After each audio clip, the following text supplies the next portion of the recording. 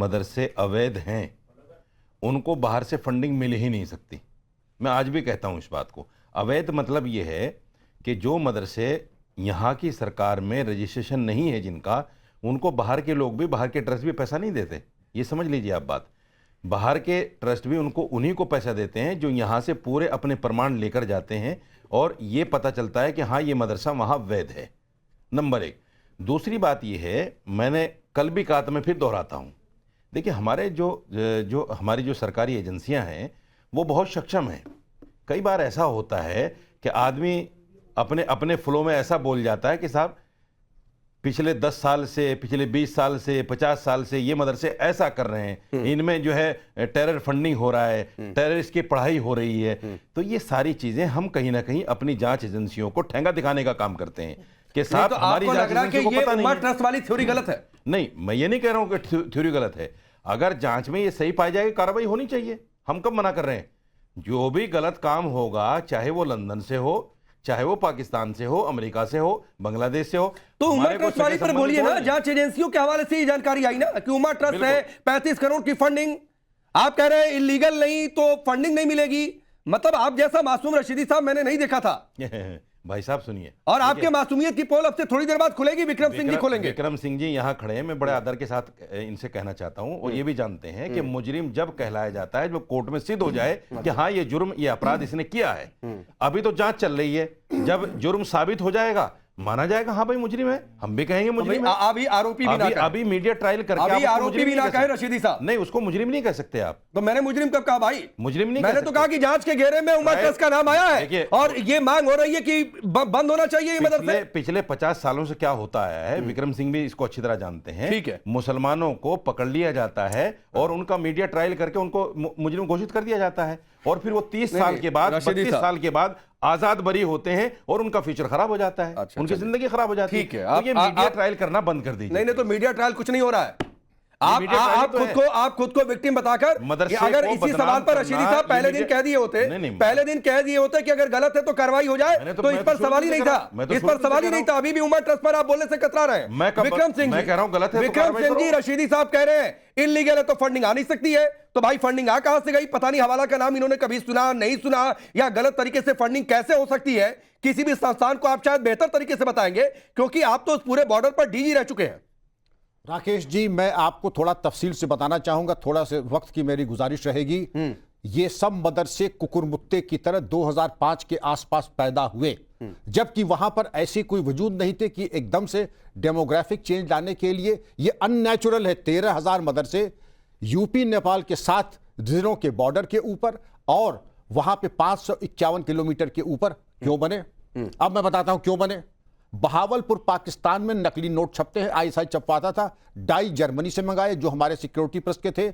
Machine printing press की जो नासिक से नीलाम हुई थी उसको लगा करके नकली नोट छापे और वहां से आमोदरफ नकली नोट की होती थी, ड्रग्स की होती थी, हथियारों की होती थी, रोहिंग्या की होती थी।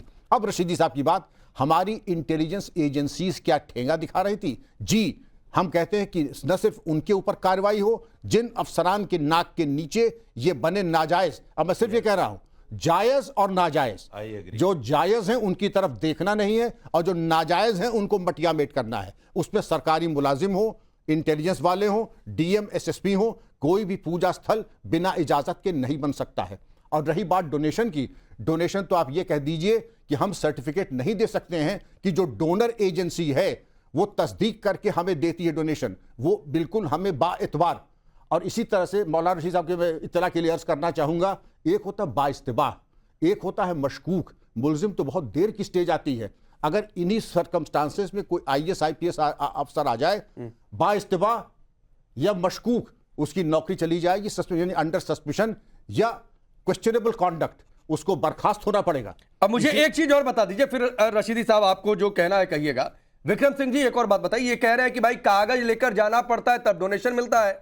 तो मुझे तो लगा कि शायद रशीदी साहब बड़े मासूम हैं, पता नहीं हवाला के जरिए जो लोग पैसा भेजते हैं या दूसरे जो गलत तरीके हैं, इलीगल तरीके हैं, वो आपको बेहतर तरीके से पता होगा। वो सर्टिफिकेट देकर डोनेशन देते हैं क्या? राकेश जी, आप ये बता दीजिए किस चीज का सर्टिफिकेट चाहिए आपको? मैं अपनी मौत का पोस्टमार्टम का सर्टिफिकेट अभी कहिए 10 मिनट छपवा के दे दूं आपको। ये तो जैसे होंगे देवता वैसा होगा दर्शन, और जैसी होगी कीमत वैसा होगा डॉक्यूमेंट। ये कहना ही गलत है कि डॉक्यूमेंट देगी, जैसा डॉक्यूमेंट आपको चाहिए स्टाम्प पेपर पे QR कोड के साथ हम डॉक्यूमेंट पेश कर देंगे, लेकिन आपको जो ड्यू डिलिजेंस दिखा करके चेक करके डोनेशन देना चाहिए वो नहीं हुआ। आपने बाएतबार, मैं यही कहूंगा बाएतबार, आपने विश्वास पे करके आपने डोनेशन दिया, इसमें दोनों दोषी हैं, देने वाला भी। अब बोलिए रशीद साहब। सर बड़ी माजरत के साथ, आप DGP रहे हैं, क्या आपकी अपनी पूरी जिंदगी में ऐसा कभी हुआ कि आपने नकली डॉक्यूमेंट छाप के किसी को कहा ये आतंकवादी है? नहीं, मैं तो उस लाइन का नहीं, लेकिन जो इस लाइन के हैं वो तो करते ही हैं। मैं हैं। तो उनको पकड़ने वालों इसका मतलब ये हुआ कि आप उन सरकारी लोगों पर उंगली उठा रहे हैं जो इस तरह के डॉक्यूमेंट छापते हैं।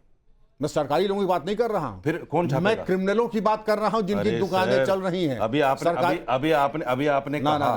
आपने कहा रशीदी साहब, मौलाना साहब, अभी आपने कहा ये ऑन रिकॉर्ड है। सर ऑन रिकॉर्ड है वो, ना सरकारी जो आपने बोल दिया वो ऑन रिकॉर्ड है। मैंने सरकारी नहीं कहा था, मैंने ये कहा था जो इस तरीके के क्रिमिनल हैं, चलिए जो फेक डॉक्यूमेंट्स बनाते हैं, मैं आपकी बात को जाली डॉक्यूमेंट्स बनाते हैं, मैं आपकी बात को माला चढ़ाता हूं। अगर फेक डॉक्यूमेंट्स बन रहे हैं, फेक डॉक्यूमेंट बनाने वाले तो फेक डॉक्यूमेंट्स भी जब तक वो चेक नहीं होंगे, जब तक कोर्ट में जाकर उन पर बहस नहीं हो जाएगी, तो उस वक्त तक आप उसको मुजरिम नहीं कह सकते ना। आप बताइए कह सकते हैं क्या? अगर बाइस्तबा, मैं आपको मिसाल देता हूं। नहीं, बाइस्तबा को छोड़ दीजिए, आप वो उर्दू लफ्ज आप सही बोल भी नहीं पा रहे हैं, वो क्या है? आप ये बताइए, जब तक मुजरिम जुर्म साबित नहीं होता क्या आप उसको मुजरिम कह देंगे? देखिए 3 स्टेजेस होती हैं। आप मेरी बात का जवाब ही नहीं दे रहे हैं। आप सवाल पे, आप FIR में नामजद हैं, हमारी नजर नामजद होना अलग चीज है, तो बस जुर्म साबित होना अलग चीज है। अरे तो रशीदी साहब, तो इसमें क्या है भाई? ये 13,000 मदरसे सरकार के रडार पर नहीं कहेंगे आप, जब तक कोर्ट में जाके उसका ट्रायल नहीं हो जाएगा। आप तो आरोपी भी कहने को नहीं तैयार है भाई। बदल जाए, वो बाइज्जत बरी भी तो हो सकता है। आप तो आरोपी भी नहीं कहने को तैयार है। 32 साल नहीं रशीदी साहब, आप तो आरोपी मानने को नहीं तैयार है। जमीयत उलमा हिंद ने कम से कम 50 लड़कों को बाइज्जत बरी करा दिया है, अरे जो 15 साल 20 साल। अच्छा रुक जाइए, रुकिए, आतंकवादी रुकिए, सूर्या महथिल, आपकी विक्रम सिंह जी आ रहा हूं। तार्किक नहीं है, ठीक है, ये तो मुजरिम की बात छोड़ दीजिए, ये तो आरोपी मानने को तैयार नहीं है। 13,000 मदरसे, उम्मा ट्रस्ट की फंडिंग कहां, पैसा कहां से आ रहा नहीं बताएंगे भाई, हिसाब देंगे नहीं, कहां से आया, कितना खर्चा किया, लेकिन कहेंगे कि भाई हम पाक साफ है। देना चाहिए हिसाब, तमाम मदरसों को देना चाहिए। मैं इस पक्ष में हूं, मात्रा में आपके सभी दर्शकों को और पूरे देश पूरा को देना चाहिए। अब देखिए, अभी मैं सुन रहा था कि कौन गुनहगार है, जब ट्रायल होगा तब पकड़ में आएगा। अरे भाई साहब, मैं ये पूछना चाहता हूं बहुत विनम्रता से कि सीमावर्ती क्षेत्र बलरामपुर, सिद्धार्थनगर, श्रावस्ती, बहराइच, लखीमपुर खीरी और पीलीभीत के अंदर जिस प्रकार से 13,000 से ज्यादा मदरसों में आप 35 करोड़ दिखा रहे हैं, मेरे पास जो डेटा है उसमें 58 करोड़ के आसपास की अभी जो है वो जांच के अंदर दायरे में आ गए हैं मदरसे। और मैं पूछना चाहता हूं 2-3 मैं मदरसों का नाम ले रहा हूं एजेंसियों के, जो अब्दुल सलाह मंडल जो अरेस्ट हुआ, क्या उसके विषय में ये कुछ बोलेंगे? उसकी NGO हरोआ अल जमीतुल इस्लामी दारुल उलूम मदरसा और कबीर बाग मिल्लत एकेडमी, जिसके अकाउंट में FCR अकाउंट के अंदर 35 से 58 करोड़ रुपए के करीब में 2018 से 2022 तक उम्मा ट्रस्ट ने भेजे, और इन्होंने जिनको आगे दिए ना तो उसके खर्चे का कोई ब्यौरा है, इन्होंने किस आधार पे इनको दिए उसका कोई ब्यौरा नहीं है। और मैं बता देना चाहता हूं मौलाना साहब को कि यदि कोई फॉरेन फंडिंग मिलती है तो जो कानून है वो ये है कि आप अपना एक प्रोजेक्ट वहां लगाएंगे कि हम इस आधार पे इस पैसे को चाहते हैं ताकि यहां पर हम ये डेवलपमेंट कर सके। ना तो वो कोई प्रोजेक्ट मिला, ना उस पैसे को कहां खर्चा किया गया वो पता, और किसने उसे अप्रूव्ड किया ये भी नहीं पता है। तो मैं बहुत महत्वपूर्ण बात आपको कहना चाहता हूं राकेश भाई, देखिए सुनिए, ये यहां बैठकर इधर की उधर की बात करेंगे। मैं ये पूछना चाहता हूं इनके मुंह से क्यों नहीं निकल रहा, उम्मा जो ट्रस्ट है उसने जो पैसा दिया है वो इलीगल कारणों से इलीगल कार्यवाही करने के लिए दिया। हाजी खान जी, जो सवाल सूर्या महथिल उठा रहे हैं, आप परमिशन लेंगे नहीं संचालन के लिए?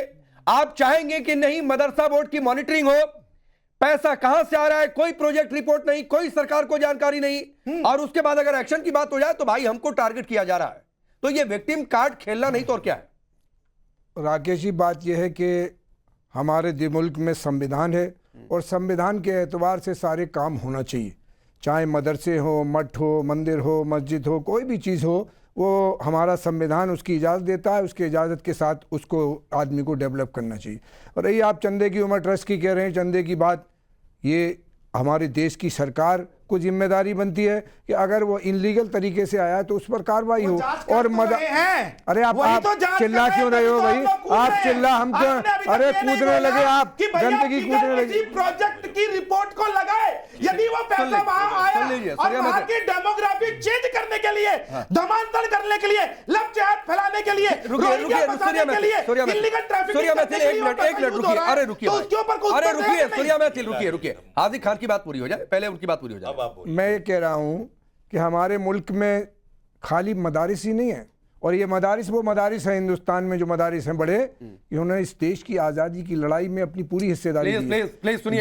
देश को बनाने में, देश को आगे ले जाने में उनकी हिस्सेदारी। नहीं, जो इलीगल है उसको इस देश के हमने स्वतंत्रता कह दिया, संग्राम से मत जोड़िए, आप राकेश भाई मत जोड़िए सुनिए, भाई, मुझे मैथिली पूरा जी सम्मान सुनिए, है। उनके कानों में सुनिए, अगर इस चीज देश लगी है में तो बिना हमारा धर्म देखे मेरी बात हिंदू सुनिए। मुसलमान सभी धर्मों के लोगों ने देश की स्वतंत्रता में योगदान दिया, अपना खून बहाया, कुर्बानी दी, आप और मदरसों का भी योगदान रहा, लेकिन इन इलीगल मदरसों को मत जोड़िए, नहीं प्लीज, देश का लूटने वाले जो इलीगल मदरसे हैं उनको मत जोड़िए इससे, एकदम हाजिर खान जी, जो इलीगल है उसको मत जोड़िए इससे, उनका जो इलीगल है उनका इस देश की स्वतंत्रता संग्राम में कोई योगदान नहीं है। मौलाना रशीदी साहब ने भी कह दिया, मैंने भी कह दिया, आप सुनना नहीं चाहते, आपके अंदर मैं बिल्कुल फीडिंग सुनना है, चाहता हूं, मैं बिल्कुल सुनना चाहता हूं, लेकिन आप जनरलाइज कर रहे थे, आप क्या हाजी खान जी, आप जनरलाइज कर रहे थे, हम तो जनरलाइज मत करिए कि वो सरकार की जिम्मेदारी आपकी नहीं, आप लोगों की जिम्मेदारी नहीं है। अबू सलेम सरकार मंडल कोर्ट को में ले सपोर्ट जाएगी, अच्छा, करते हैं। रुकिए, कोर्ट के इनसे अंदर पूछिए, जाके अबू सलेम मंडल को सपोर्ट करते हैं क्या उसमें आप? वो अबू सलेम मंडल को जानते हैं? आप ब्राह्मण को सपोर्ट अरे करते हैं, आप ब्राह्मण सूर्या मैथिल रुकिए, अरे रशीदी साहब सुनिए ना, उनका वकील मत बनिए, उनको कब चुप होना है कब बोलना है उनको पता है, एंकर तो उनको ये मत है, वो सिखाइए थोड़ी- भाई, उनको मत सिखाइए, वो चुप हो जाएंगे। भाई, जो आपसे हमारे सवाल बीच में करेंगे आप उसका तो जवाब रुकिए, नहीं। उनको क्यों सिखा रहे हमारे हैं? बीच में ये क्यों जो बोला? आप उनके आप क्यों करेंगे करेंगे? उसका जवाब ये डिबेट में कैसे बातचीत होती है?